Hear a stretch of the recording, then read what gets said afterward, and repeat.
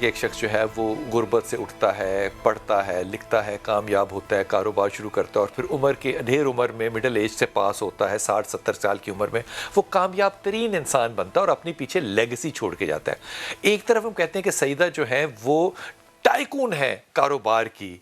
اور ان کا اونٹ جو ہے وہ پچھلا شام میں ہوتا ہے اور ادھر مکے میں پہلا ہوتا ہے۔ لیکن دوسری طرف ہم دیکھتے ہیں کہ انہوں نے اپنی کاروباری وزڈم کیسے استعمال کی کہ وہ سارا کا سارا کاروبار جو ٹائکون کا تھا وہ تو ختم ہو گیا، اور اختتام کہاں ہوتا ہے؟ شیب ابی طالب میں پھوکے۔ بلال بھائی، وہی جو آپ کا سوال تھا در حقیقت اسی میں جو ہے نا وہ جواب بھی خوبصورت اس کا جو ہے نا یہی بنتا ہے کہ واقعاً اسی بات کو اگر لے لیا جائے، ہم کیوں ڈسکس کرتے، پہلی بات یہ ہوتی ہے نا ان کرداروں کو، تاکہ ہمارے لیے رول ماڈل ہیں، ہمارے لیے مثال بن کے بار بار یاد دہانی ریمائنڈ کروائیں اور ان کے فٹ سٹیپس کو امپلیمنٹ کریں ہم اپنے اوپر نا۔ اب اگر کوئی شخص یہ چاہے کہ وہ کامیابی کے زینے طے کرے، کاروبار کی بات کرے کسی خاتون کو، اسے کہے بی بی خدیجہ الکبریٰ سلام اللہ کے کردار کو دیکھ لو، ان کے کردار کو جب ہم ابتدا میں دیکھتے ہیں تو ہم دیکھتے ہیں وہ کامیابی کا کے عروج ہے، عروج پر دنیاوی اور بہترین کاروبار کیا ہو۔ اچھا، کامیابی جو بزنس مین کی ہوتی ہے وہ کیا ہوتی ہے؟ انویسٹمنٹ پہ۔ ٹھیک، انہوں نے جو کچھ انویسٹ کیا اس کے مقابلے میں جو ان کو ملا۔ تو اب ہم یہ دیکھتے ہیں کہ جب وہ کامیابی کے عروج پر ہیں تو ڈیفینیٹلی انہوں نے اپنی آخری عمر میں جا کر بھی اپنا مال ضائع تو نہیں کیا ہوگا نا، نہ کرنا چاہیے، نہ کرنا چاہیے، ان سے توقع نہیں کی تھی یہ کی جا سکتی نا۔ تو اس کا مطلب کیا ہوا کہ در حقیقت انہوں نے اپنے آخری جو مرحلہ ہے اس میں بھی بہترین انویسٹمنٹ کی ہے۔ کیا بات ہے، بزنس پلان بہترین بنایا، انویسٹمنٹ کی ہے۔ اور بہترین انویسٹمنٹ کیا ہے کہ اب اگر ہم چاہیں تو پورا چکر طے کر کے پھر اسی نتیجے پر پہنچیں کہ انہوں نے کیا کیا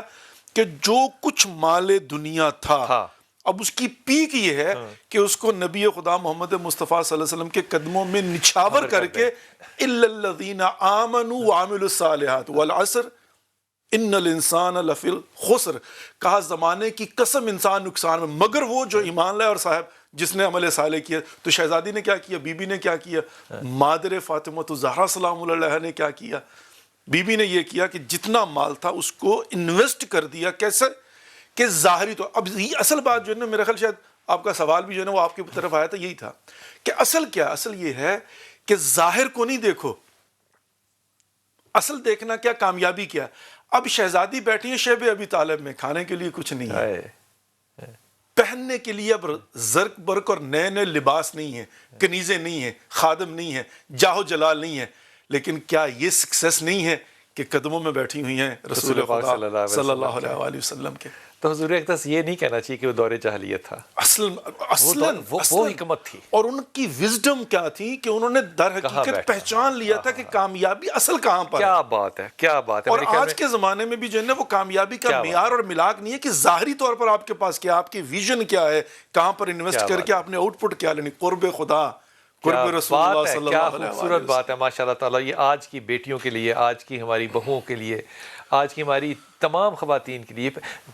معاملہ یہ نہیں کہ آپ کے پاس مال کتنا ہے، معاملہ یہ ہے کہ آپ کا مقام کہاں ہے، وہ مقام جو کہ رسول اللہ صلی اللہ علیہ وسلم کے قدموں میں ہے۔